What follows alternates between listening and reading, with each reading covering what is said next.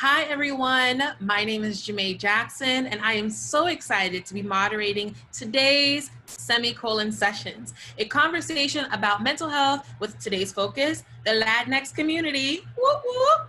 I am a very, very proud Afro-Latina of both Haitian and Dominican origin here in New York. And I'm a fashion and beauty journalist, founder of theblondemisfit.com, and also senior beauty editor at In the Know. Today's session is actually brought to you by 1824, which is a first of its kind network of young creatives focused on content, unique experiences, ideation, and the connection of artists directly to fans.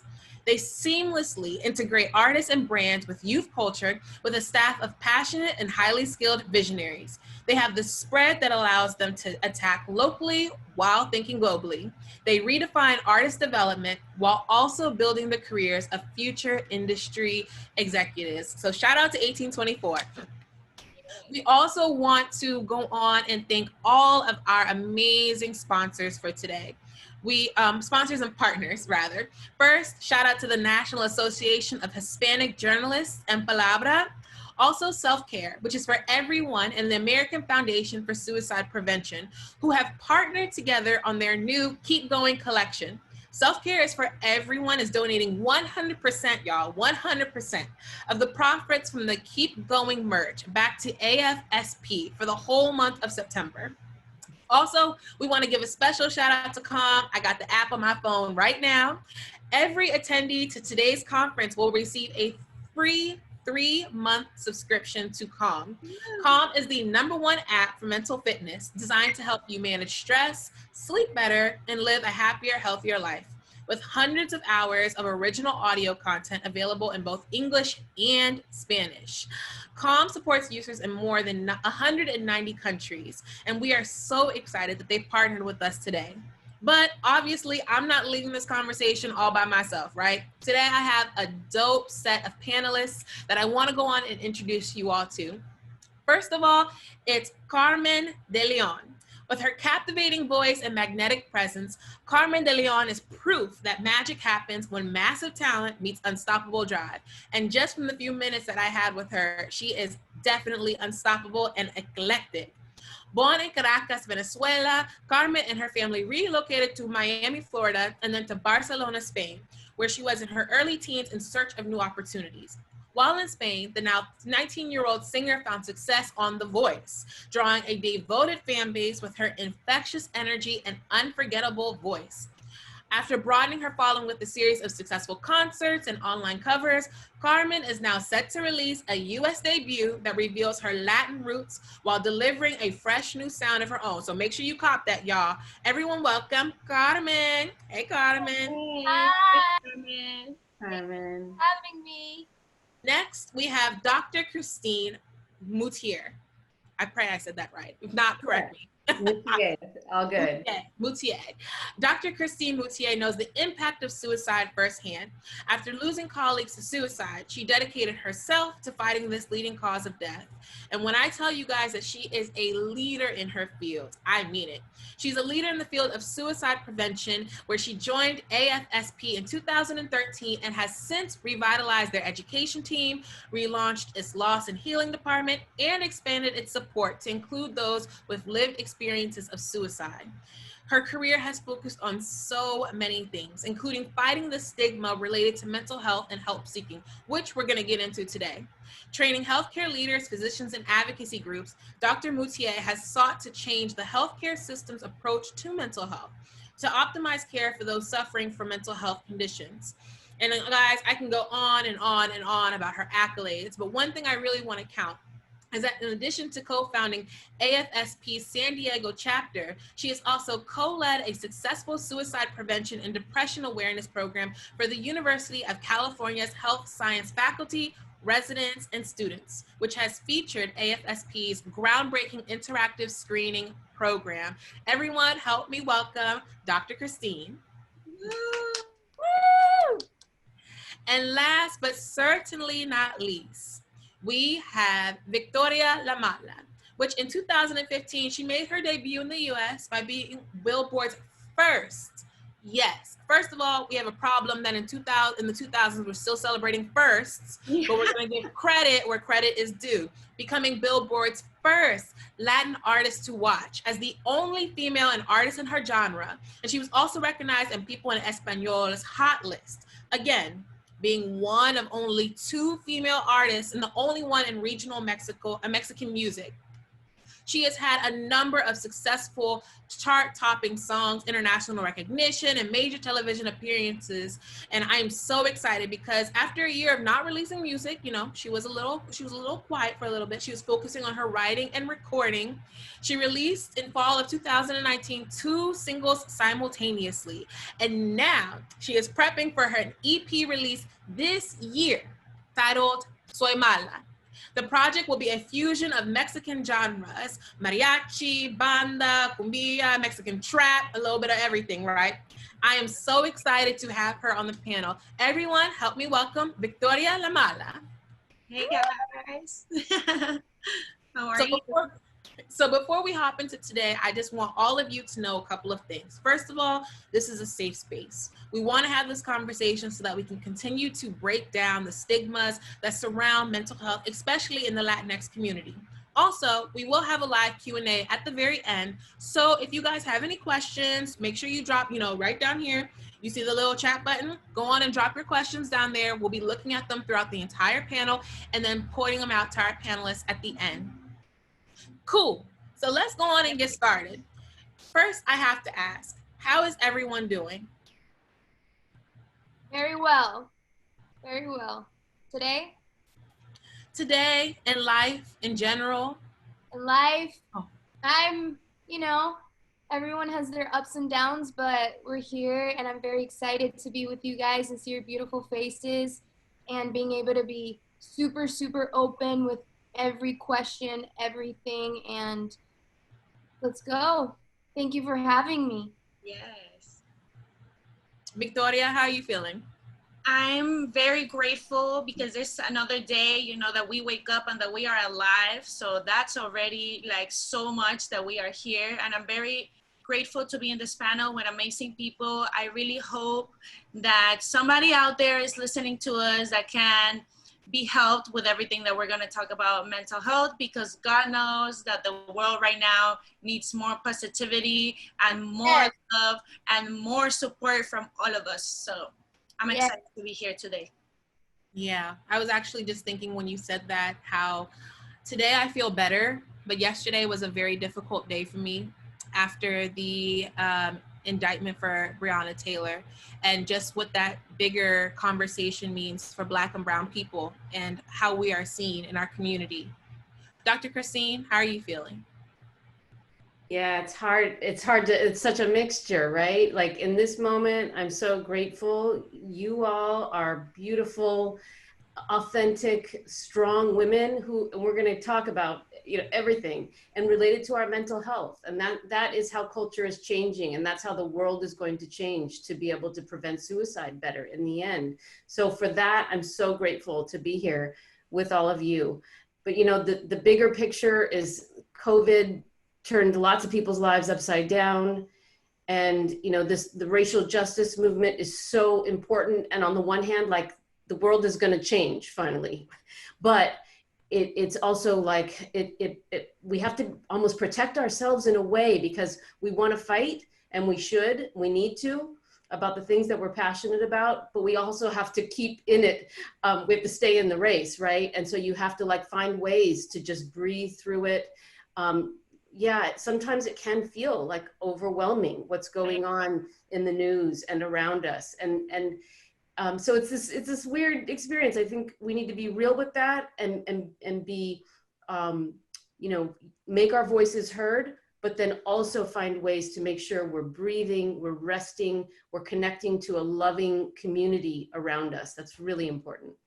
Absolutely. And I really hope that today's conversation will allow others on this panel, not just the panel, but also all of you wonderful people watching out there, equip you all with ways that you guys can also go back and continue to fight the good fight, but also know how to take care of yourself, because it is a battle and is a delicate tightrope, I like to say.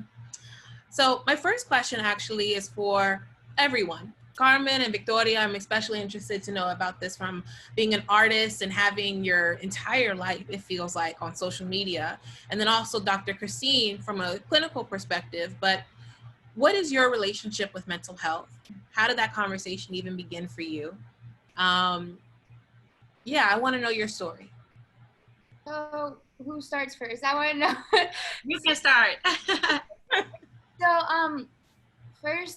at first, you know, I was really young and I didn't know what really anxiety was. I didn't know how it felt. I didn't know that it felt this bad. And I didn't know that, you know, that it could ruin so many people's lives in different ways. It started for me when 3 years ago, I almost died from a severe injury in my stomach. And I have this thing called PSD, it's called post-traumatic disorder. And after that, I was really afraid of death. So anything that had to be with blood, anything that had to be with death, you know, anything would trigger my anxiety. But when this lockdown started, for me, it was like, I can't go out. I can't step out of this door because if I get something, I would die. And I don't want that. That's the last thing I want. And then it started going more than that, more than PSD. Started being panic attacks from not being able to sleep by myself. Got to the point where I couldn't even shower by myself because it would trigger my panic attacks, because I'd be like, what if I have a panic attack here and I fall down and I just break my head and I die and I don't have anyone near me and I just die by myself. And I started being like, oh my God, Carmen, you're going crazy. Like, what is this? I would look at myself in the mirror and I would be like, Carmen would be on top and my body would just be aside. It felt like I didn't know myself. I saw myself in the mirror and it was like, who are you? Like if I was living in a movie, I was looking at everyone and it was like, I'm not here. I wasn't, I didn't want to do anything. I was, you know, very, very, very sad, depressed. And my first panic attack, I thought I was gonna die. My dad took me to the hospital. It feels horrible. My hands were numb. You know, all the symptoms, you know, Christine, that you don't know. You can't control your body. You're like, I can't, what is happening to me? Like, my hands are numb. My head hurts. My heart is palpitating so fast. It was like 150 beats per minute being sat down. It was 4 a.m. and I called my dad. I was like, Dad, I think I'm dying. I think I'm having a heart attack. My chest hurts. I can't breathe. And he took me to the hospital. He said, I know you have anxiety. I know it's this, but we have to go just to make sure. First, you have to make sure that you don't have anything else. I went and he's like, you just had a panic attack. It was my first panic attack. Mm-hmm. And he gave me Xanax. The first time I took Xanax, I was like, I didn't feel good. I was like, this is not me. I feel crazy. I feel if I drink this, I'm a drug addict. Or if I drink pills, I'm a drug addict and I'm crazy. I didn't want to go therapy. I didn't want to take psych. I didn't want to do anything. I was living my worst life. And after a few, 3 weeks sleep, I couldn't find peace anywhere. Not my house, not going outside. I was curled up right here behind me in my bed. Curled up. I don't want to go anywhere. I don't want anyone to talk to me. And the thing that is music, that is the best thing that's ever happened to me in my life, not even that made me find peace. And that's when I said, what? Okay, Carmen, how? Why? Music is your life. How can you not? I couldn't even listen to a little bit of music. It would make me go crazy. Yeah.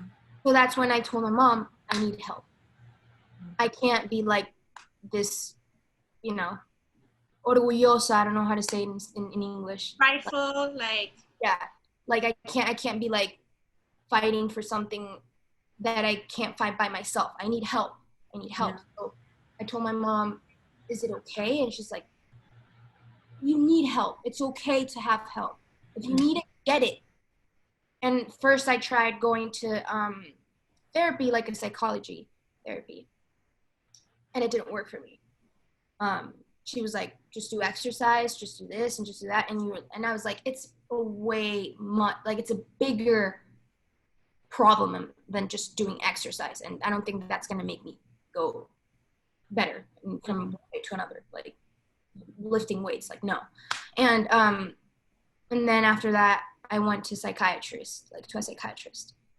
And I started doing therapy and knowing that I'm not alone and that I'm not going crazy and that everything is going to be okay and that my family is with me. And the most important thing is that you're not alone. And then if you need help, get it. If you need medicine, get it. You know, like it's as simple as thinking that you're not alone, that you're going to be okay. But my experience was very, very, very bad. Like I wake up with pain all the time. I didn't find peace anywhere until like a week ago, 2 weeks ago, that my medicine, I medicated. I'm not afraid to say it.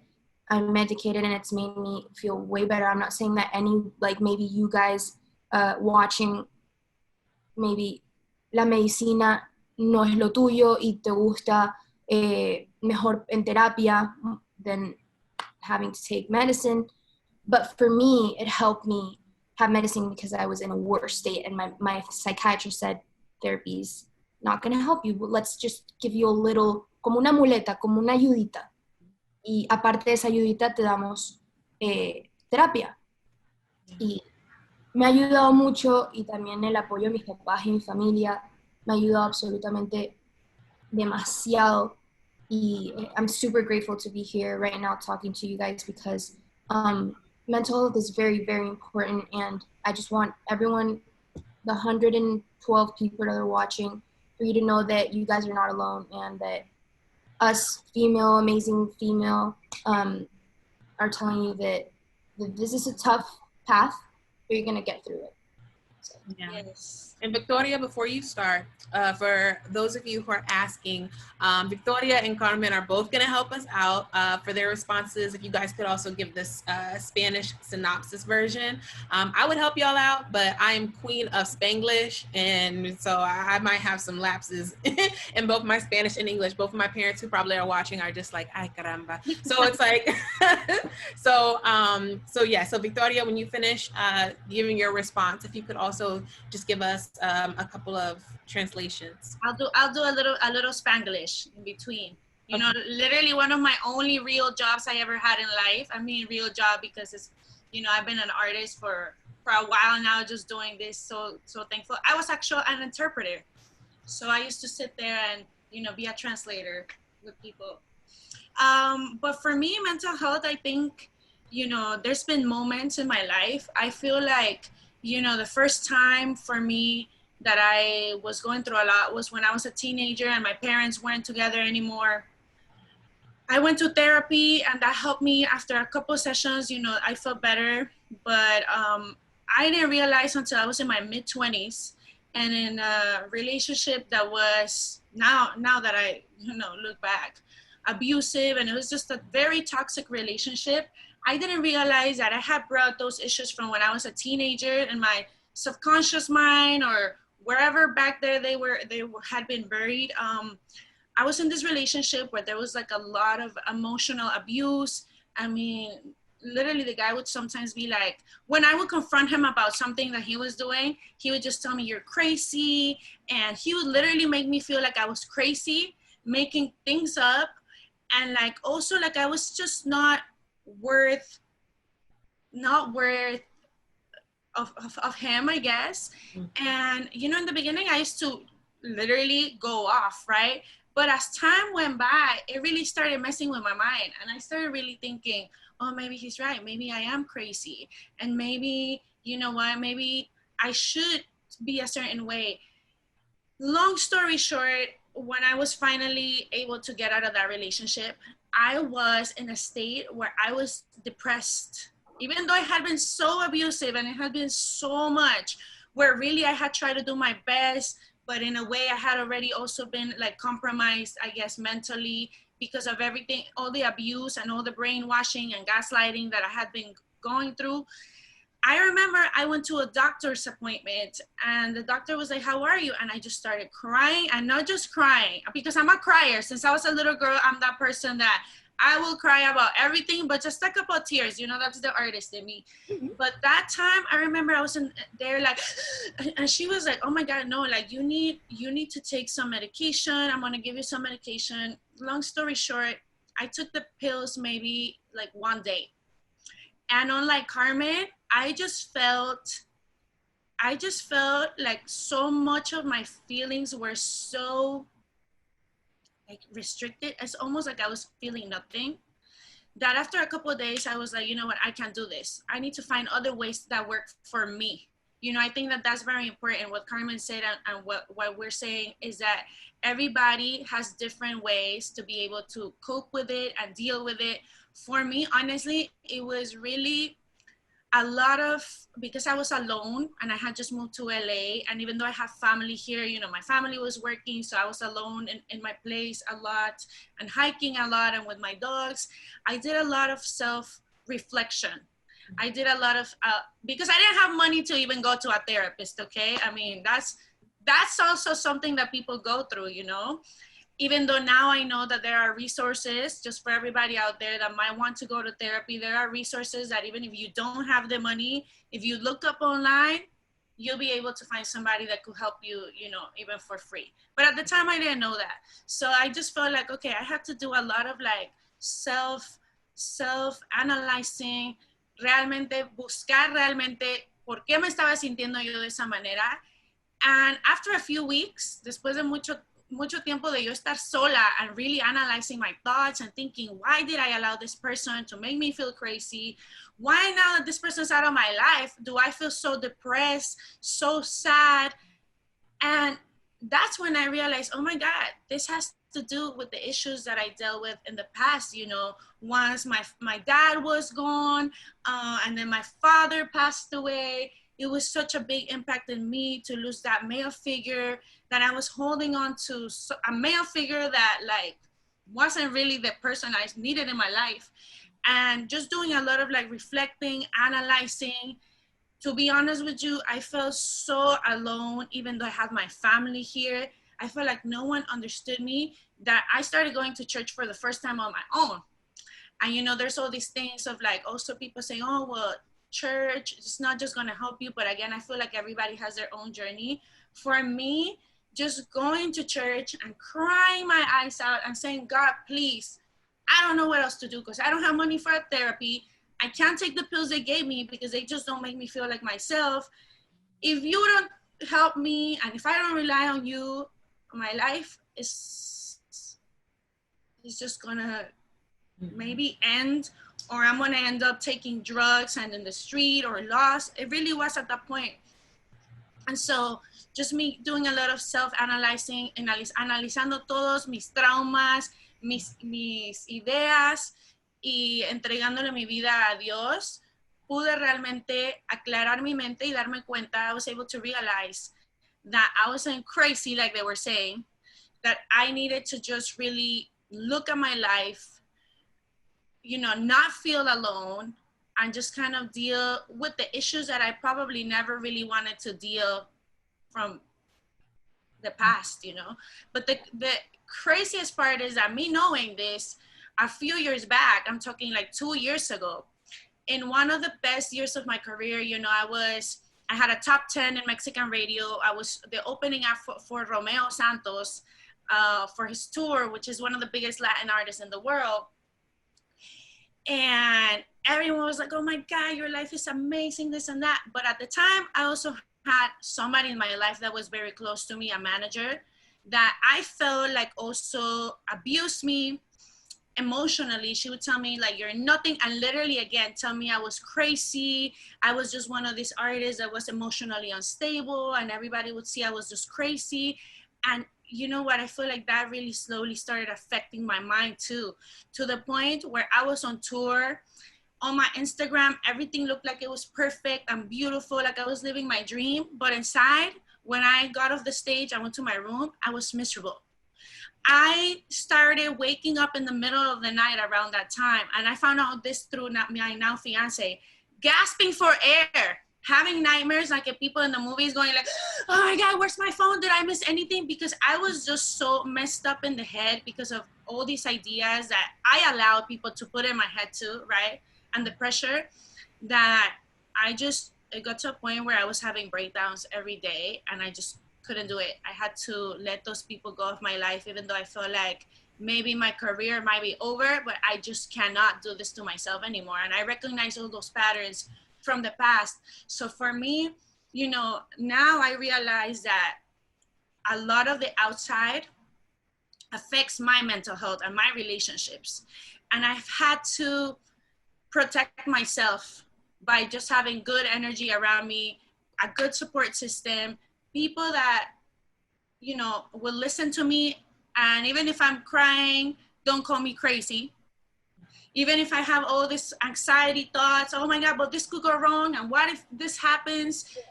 Would tell me like, it's okay, it hasn't happened. And if it happens, we'll deal with it.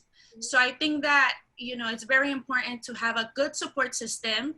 And I think it's very important to surround yourself only with people that love you and good vibes. Because if not, a lot of the people around you could, at least in my experience, a lot of my mental health issues have been because of people that have been around me that have just been negative, abusive, and end up like making you think that you are literally crazy, you know, when that's just a horrible word, you know, because even people that have mental issues and like you said, have to be medicated or whatever, that doesn't mean that you're crazy, you know? I think that that's something that we need to also speak about, that mental health is just like any other part of your body.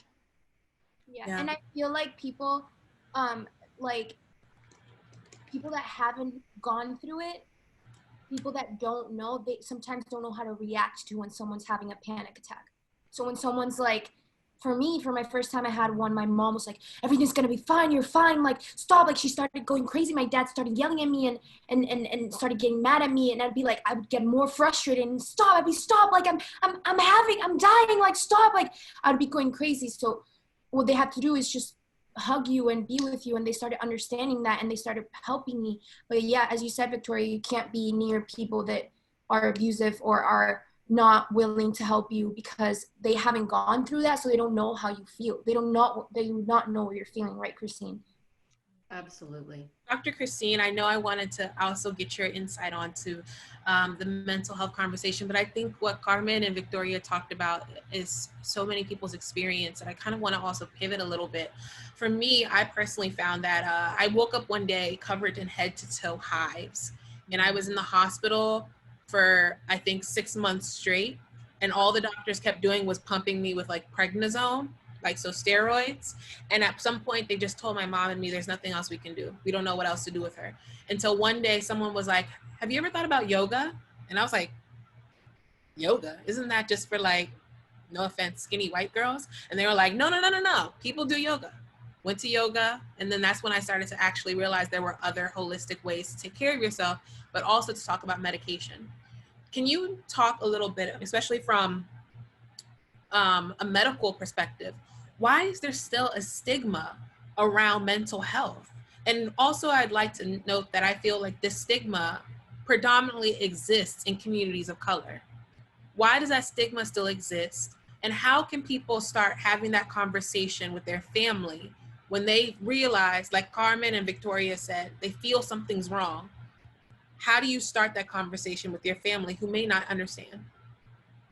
Thank you so much. And Carmen and Victoria, your stories are so important and so powerful. Thank you for sharing that with everybody.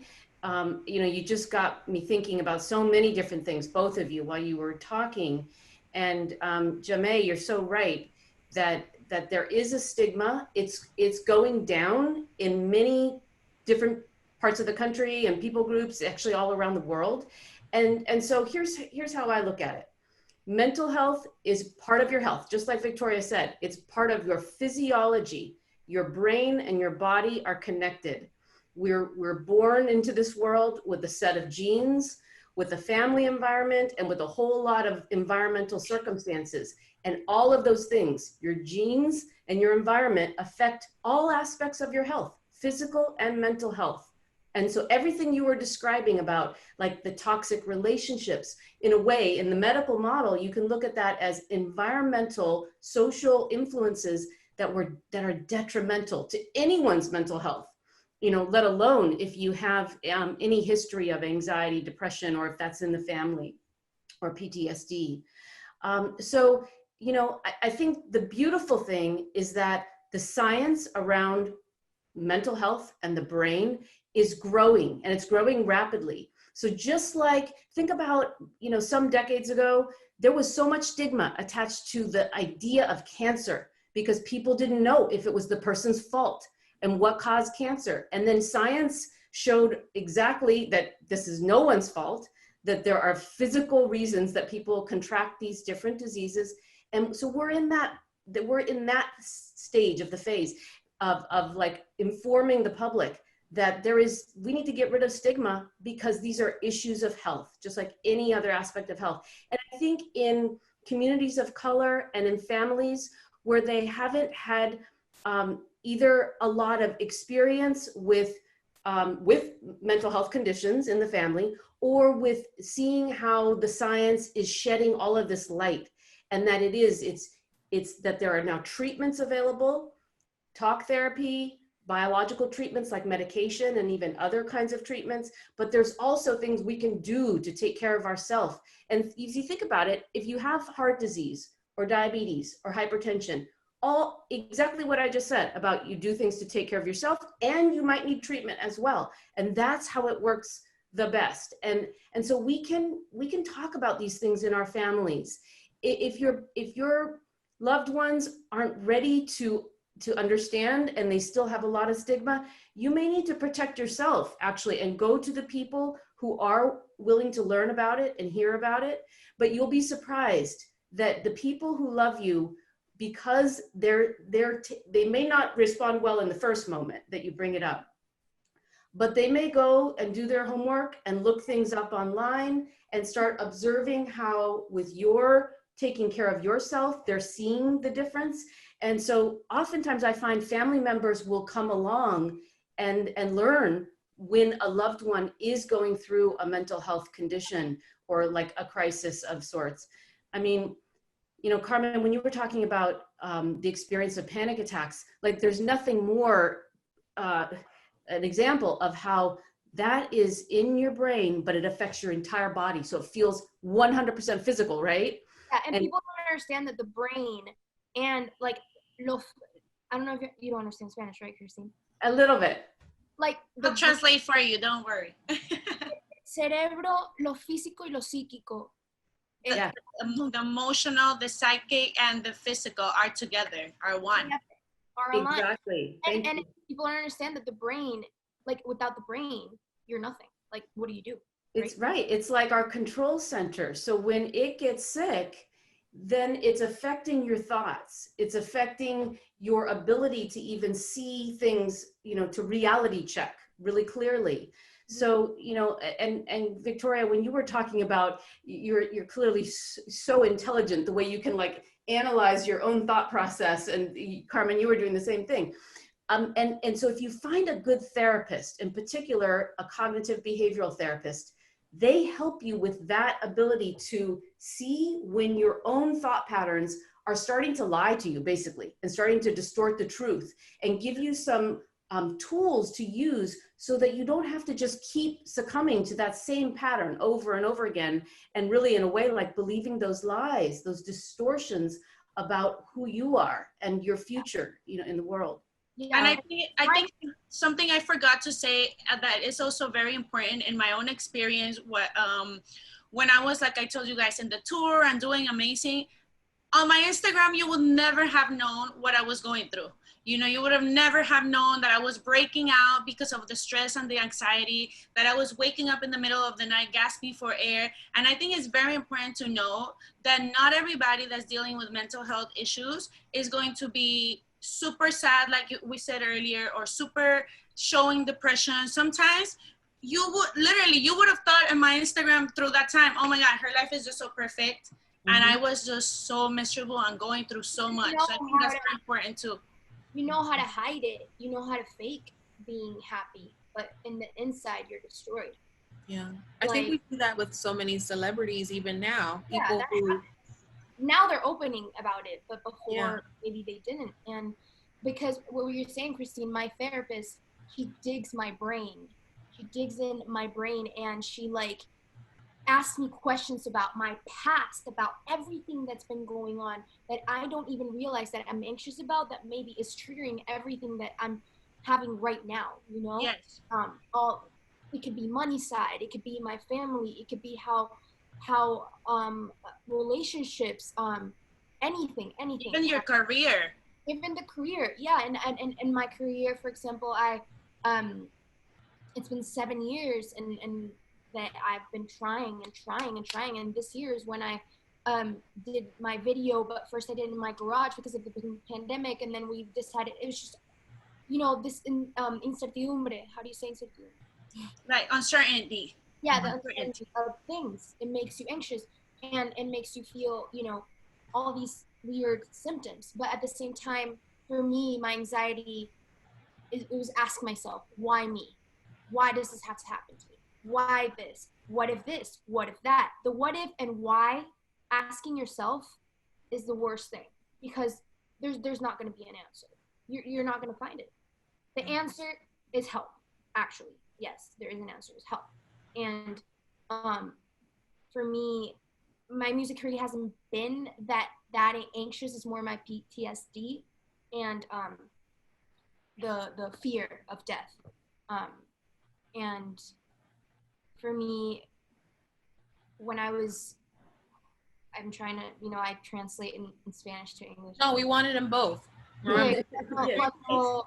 Cuando a mí me pasó, la primera vez que me pasó el ataque de pánico, mis papás, obviamente, como lo dije antes, se asustaron, todo eso, pero mi mamá nunca se despegó de mí. O sea, yo dormí, el único sitio donde yo tenía paz era en la sala de mi casa, y dormí abajo en la sala de mi casa, y dormí 3 meses en la sala de mi casa.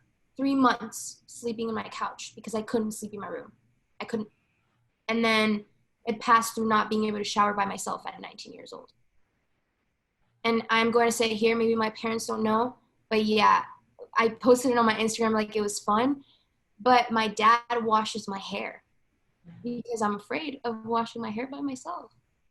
And my mom asked me several times, are you doing this because you're afraid? And I was like, no, it's just for fun. It's just for fun. My dad washes my hair at 19 years old. What's up? You know? And, you know, I just want to say and make this a point that help is the best thing ever. And everyone needs it. We all do. That's what we're humans. We're meant to have company. Yeah. We're not meant to be alone. And this, it's don't ask yourself, why is this only happening to me? Because there's a lot of people going through this in different ways. And some you just don't see it because they're showing you what they want you to. And that's something, you know what, I feel the same way. I ask sometimes myself, why does this happen to me? Or what if? And you're so right. Like, first of all, what if doesn't exist, you know? And why, like you say, you're not going to get the answers. Yeah. So you just have to rely on your support system. And if you feel like you need professional help, look for that help. Like I said before, in my first experience, I didn't know that there were resources where you could get it even for free, but now I'm telling you guys that you can, so just do your research. So many. And Christine here, you know that maybe this pandemic has had, I wanted to ask you if you've had patients, so many patients depressed from all this uncertainty and that the world's gonna end. The negativity that's going on, it's absolutely horrible. I wanted to ask you how you're coping with all of that. And yeah, thank you. You know, it's interesting. A lot of people their mental health is affected negatively. So if it's depression, that's their main thing, their symptoms in fact started to get worse. But the interesting thing is some people actually felt kind of like the paradox, they felt almost like liberated because like the whole world is struggling now and everybody's willing to talk about it all of a sudden because everyone's been affected in different, some really hard ways with job loss and financial stuff and, you know, having to figure out how to work remotely or your kids are learning remotely and your family might be sick or you might have lost a loved one.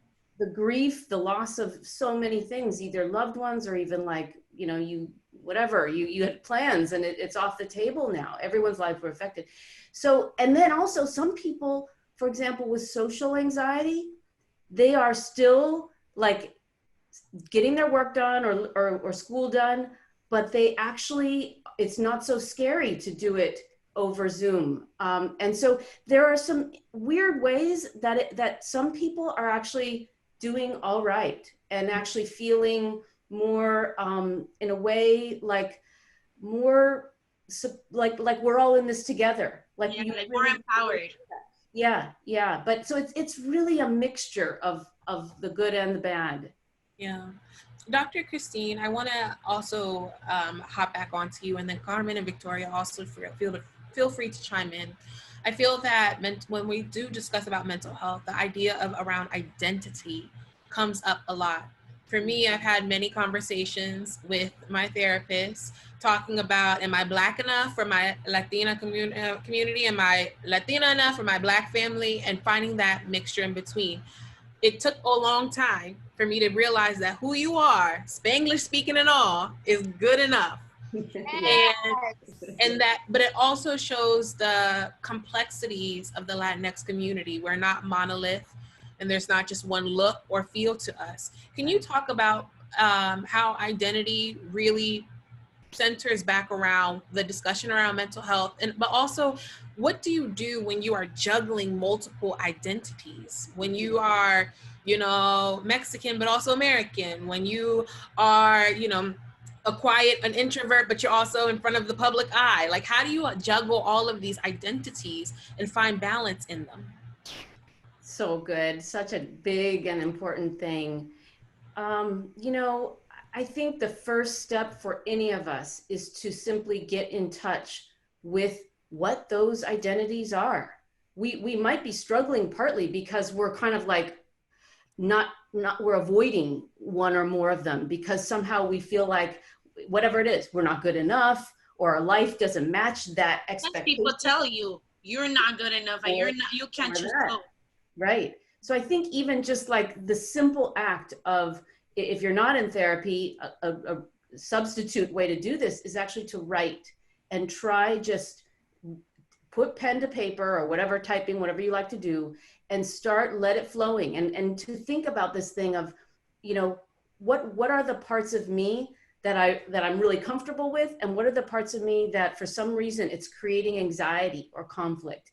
And I think ultimately, obviously the goal, like you all have been talking about so beautifully, is when you find a way to work through it so that you integrate all of those parts of yourself. You can be an introvert, but be in the public eye and just say, you know what, my life is what it is and I am who I am and I can't be anyone different. And so, you know, there's this, in a way, there's like a freedom that comes with that discovery, like, and part of it for me, and I think for a lot of people, it's when you have a trusted community of people, whoever that is, where they get you, they know all of it.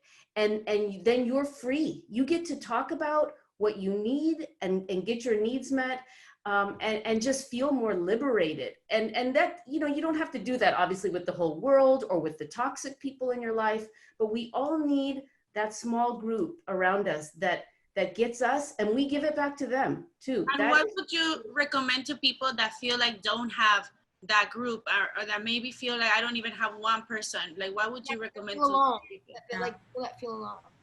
Yeah, you know, I think it's to know that your people are out there. Do not give up. You can even though social media can have a lot of toxic effects because there's so much judgment and, you know, and all that faking it and everyone looks perfect stuff. But also if you start following certain people and certain organizations, you're going to tap into a community that is all about this. Yeah. And then that's coming up on your feed. And so, you know, I think also just, you know, if you keep your mind set on, you're going to exert some control over who you let in your life. You don't have to keep it filled with toxic people or people who aren't that kind of encouragement. And it's those boundaries, and you will find them. I have something to say. Go ahead, Carmen. So 2 things. First of all, my new single, Volverás, is about self-worth and having and knowing who do you accept to be in your life. Because sometimes people don't want to be alone. They let toxic people be there, knowing that they're hurting them, but they just don't want to let them go because they don't want to be by themselves. And I've met, for me, for example, moved, like living in Venezuela, moving to Spain, then moving to Tampa, then moving to Mexico. For me, moving so many times and fitting in so many groups has been so hard, because obviously not in all of them they would like me. I was bullied for like 4 years maybe, because I was Sudaca, Latina, because I didn't know how to speak like the right, you know, slang that they had in Spain, or you know, they called me different, like you smell bad, because they have this like reference that Latin people smell bad, they don't have good hygiene or whatever. And that, like, it gave me social anxiety, because I was like, how, like, and now, even now, living in Los Angeles, it's really hard to find your group. Victoria, I don't know if it happened to you when you first moved here, but for me, like, loneliness, like that is very important to your mental health. Being lonely is like, I'm never gonna have friends, I'm gonna be alone. Well, I'm in LA, so you can call me now. See? See, this is how it starts. Being open and honest enough to just put it out there, and your community comes. Dr. Christine, I do want to actually peg onto that a little bit about imposter syndrome. Which we can all feel in our own respective ways. You know, who am I to be able to go? I know for me, and Victoria and Carmen, tell me if you guys felt the same way. I felt guilty at first going to therapy, because I was like, oh my gosh, my whole family has worked hard, and they have just gotten through over the years. They didn't need medication. They only needed Jesus, and that was it. And now here I am bawling and crying out, and I can afford to go. I can afford to take off time from work to go. I can afford to have this privilege. I felt guilty about that.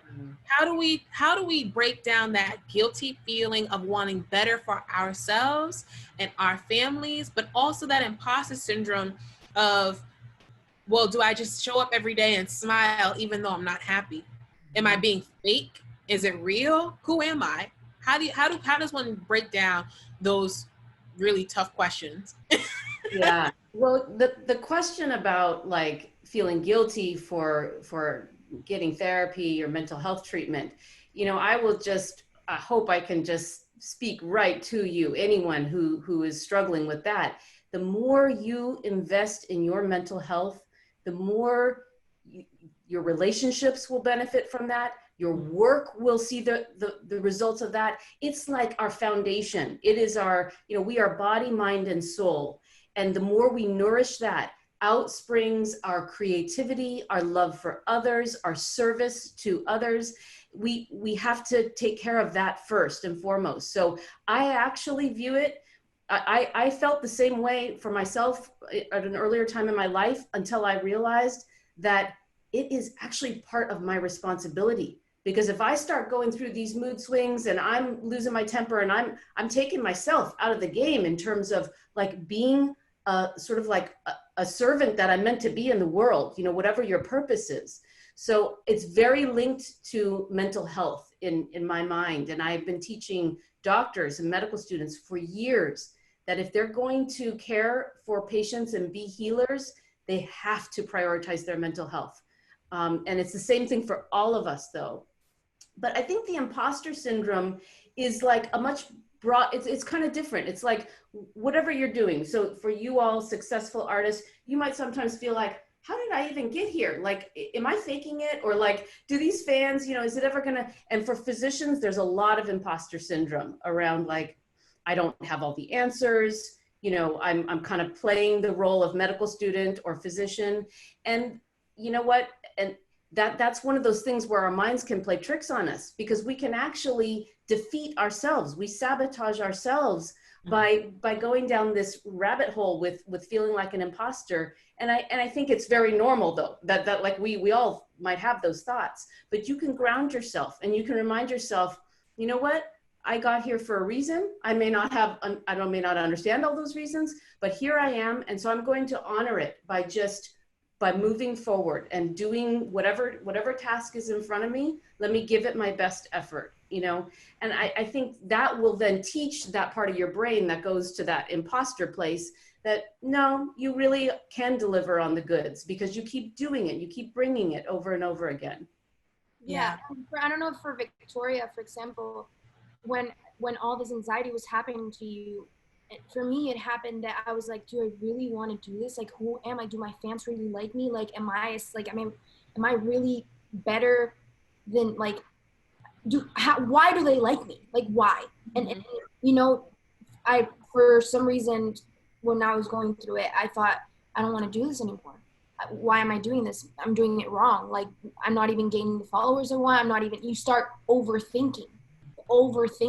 Because the world is telling you if you don't have followers and you don't have numbers, you're not good enough. Yes, and that's not true.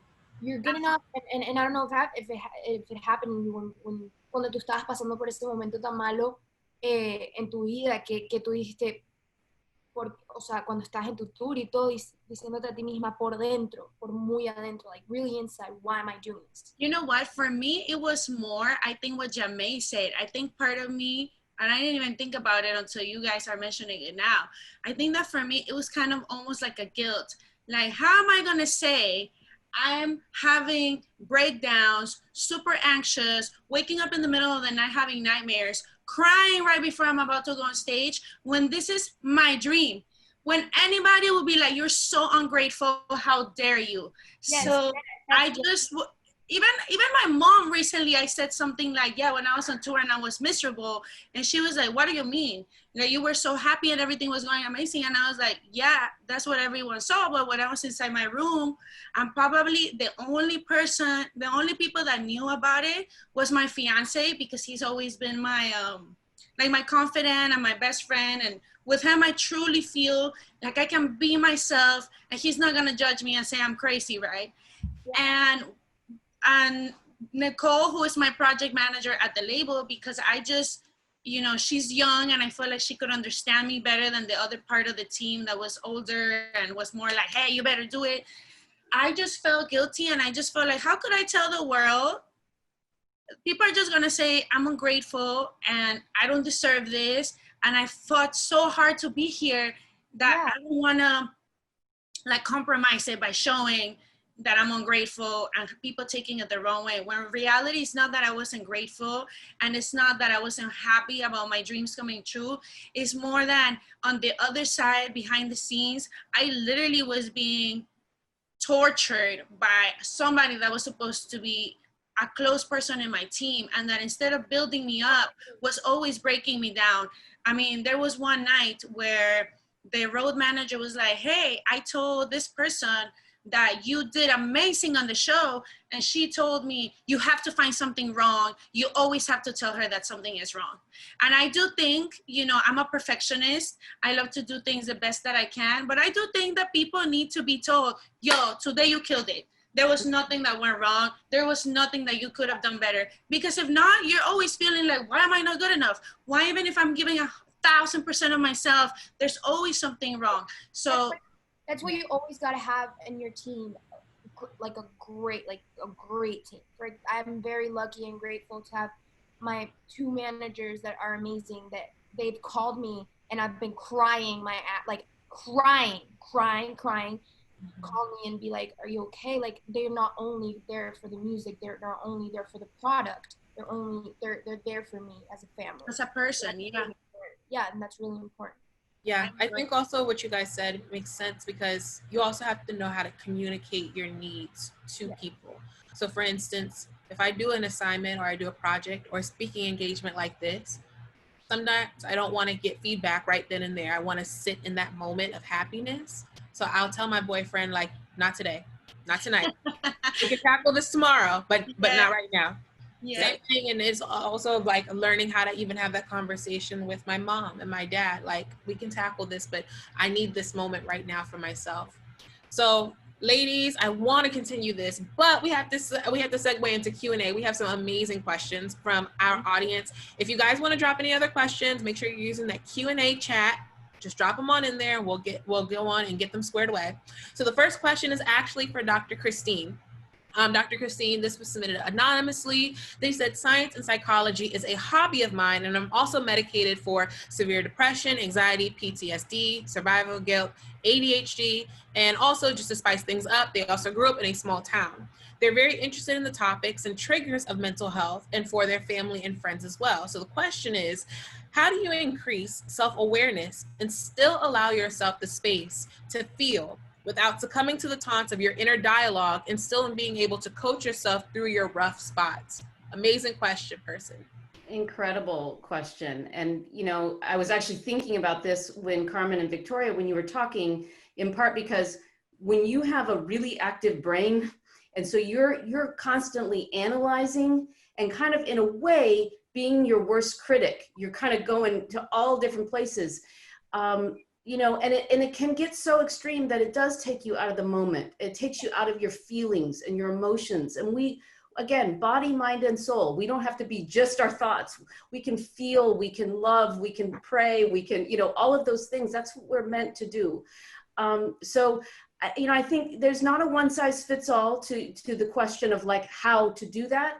But what I will say is everything you've already heard.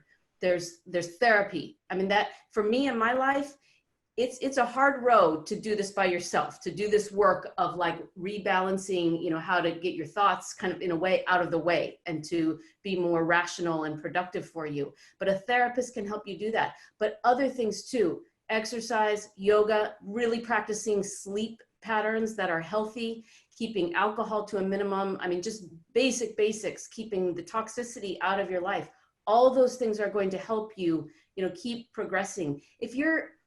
You sound so smart, this person who asked this question. You will keep learning about how you tick and what produces that better outcome in your thought life and in your inside your brain and your body. And those are the things to keep emphasizing, whatever produces the good that you're looking for.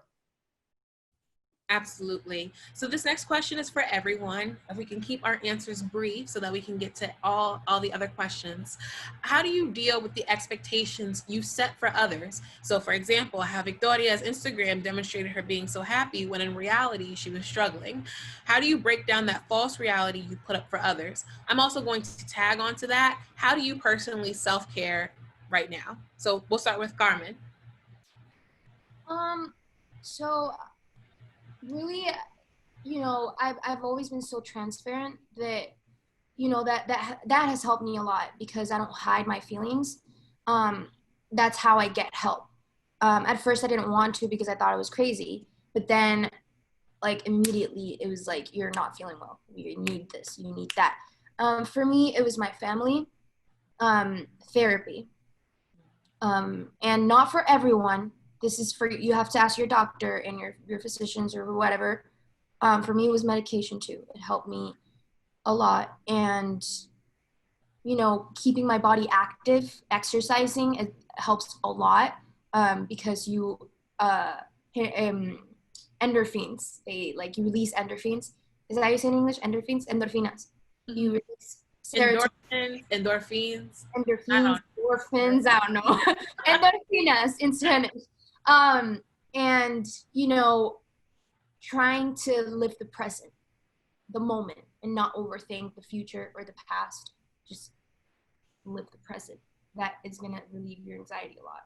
Be like, I'm right here, sitting right here, talking to you guys, not thinking about anything else. I'm talking to you guys, and seeing your beautiful faces, and I'm thinking about that I'm going to help people.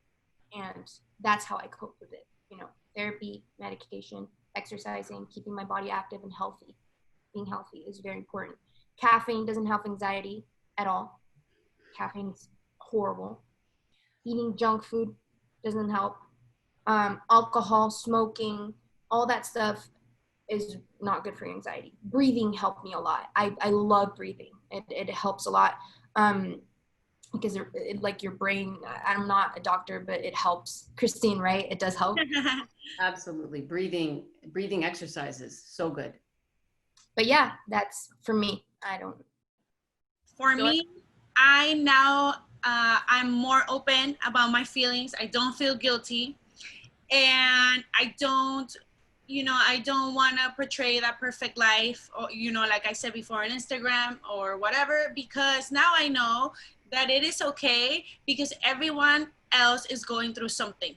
It's okay to be okay. Yeah, everyone's going through their own struggle. And at the end of the day, like we said before, you might think, why just me? But you don't really know what's going on with other people. We need to stop comparing ourselves to others. And we need to know that we owe it to ourselves to be true to ourselves and to, deal with our mental health and try to make it better, because I truly believe that we are here for a reason. Like Dr. Christine said, we all have a purpose in this life. And like I said before, I cope with everything with my anxiety and more than anything, my anxiety, because my brain is one of those brains, like Dr. Christine said, going into all the possibilities and thinking of all the things that could and could not go wrong, even though 99% of the time, none of those thoughts happen. Number one thing I do is I like, girl, you are tripping, forget about it. That is not happening. We'll deal with the problem when it gets here. And if the problems do come, or I do feel more anxious, I rely on my loved ones, my fiance, my family. And for me, like Carmen said, I also love going on hikes, being outdoors and active. And for me personally, also praying, having those moments of knowing that there's a bigger being than me, that I'm not alone in this world. That really makes me feel like, okay. Victoria, when you think of all that stuff, is that those things are just thoughts. People just have to think they're thoughts. They're not going to come true because you think that you're going to die in a second, like, because this is going like that. I'm going to die. No, like, it's a thought. Like, they're all thoughts. Just, you have to think it's thoughts. It's just thoughts. They're not going to be real, stuff like that. And it's important to recognize them and stop them before you keep going down like this. Yeah. Absolutely. And Victoria, I love how you said you talk to yourself, because I definitely have that conversation too. I speak to myself third person. Jamae, we not doing this today. Yes. We don't got time today. Right. No. Tell myself, girl, you are tripping right now. Bring it back and be in the moment. Right. Dr. Christine? Oh gosh. I'll give you a couple things that I'm trying right now in my life. Just, we're all managing our mental health, and I'm doing the same. I'm trying to not be on my phone right before bedtime. I'm trying to do other things like listen to music, read a hard copy book. I have a book of meditations right now by my nightstand. I am trying to use the breathing app and actually do 1 or 2 minutes at a time of deep, slow breathing a couple times a day. Like Carmen said, that absolutely slows your physiology down and gets everything into the center. Other things that I think we've already talked about a lot are just viewing your mental health aligned with your physical health, and your body impacts your brain just like your brain impacts your body. Jamae, when you talked about the hives, that's another example of how your brain and your body are connected. And so much of our physical health, when we focus on our stress level by doing all these tips that we're talking about, you can actually improve your physical health as well. So it goes in both directions. Mm-hmm. And I also love hugging my dog. I forgot to say that. Sometimes when I'm really hug him, and he's a pit bull, so he's big, it just makes me feel just so happy. Yeah, I have 2 mini schnauzers, and when they say that pets and dogs can help, I've had the worst days before, and I've come home and they're just so happy to see me, and it makes me forget all the BS. Yeah, because they're so relaxing. They're like, you start touching them and they said it's like. I'm literally petting my dog right now. You see my hand moving? Mine are down for a nap. They don't behave themselves. They can't come. We have another question, this time in Spanish. I'm going to pass it off. Perfecto. Hey guys, I'm Michelle. I'm on the 1824 team as well from New York. I am half Puerto Riqueña, half African American. I'm going to read this question off to y'all from Natalie. So, tengo una hija de la edad de Carmen y sufre de ataques de pánico. Me gustaría saber qué le aconseja para llevar una vida normal. So, panic attacks are the worst. Son los peores. Los ataques de pánico son horribles, sientes que ya no vives. Lo siento mucho primero porque tu hija está pasando por eso, pero estoy segura de que she's gonna overcome it, lo va a pasar, todo va a estar bien. ¿Qué haces para que tu hija tenga una vida normal? Deja que fluya primero, no la agobies. No le digas cosas que tiene que hacer o que no esté así, no le digas no estés así o no le digas, ¿sabes? No la presiones. Déjala tranquila y busca ayuda. Terapia, eso ayuda muchísimo. A ella le va a ayudar muchísimo. Cualquier cosa que esté pasando le va a ayudar 100% la terapia. También que haga ejercicio. Todas esas cosas, pero los ataques de pánico suelen irse y se van a ir y estoy muy segura de que tu hija va a estar bien. Awesome. I think we're almost at time, guys, but I did see a question here that I wanted to address. One person did say, if you do desperately want to talk to a professional, your doctor does recommend it, but you can't afford therapy right now. What are some things that you can do? First, I do want to remind you that everyone today will get a free 3-month subscription to the Calm app. I'm not just saying it because it's sponsored. I really actually love the Calm app. It's on both of my phones and I use it every single day. I also personally like to research and find yoga tutorials on YouTube, which is free. And so you can always find different resources online and get involved in your community. But Carmen, Victoria, and Dr. Christine, are there any other things that you guys would recommend for those who are a little strapped for cash, but do want to get this process started around their mental health? Well, I said earlier that I know now that if you do research, there's a lot of different places where you can get free therapy, where organizations are helping people like you and like I was when I needed the therapy and I had no money. That's why I didn't go. Now you can actually go because there's so many resources online that you'll just basically put in your information, where you're from, and then someone will contact you. Yes, I agree with what she said. I'll give 2 specific resources to start with for anyone who's trying to figure this out, and especially if you're really struggling right now.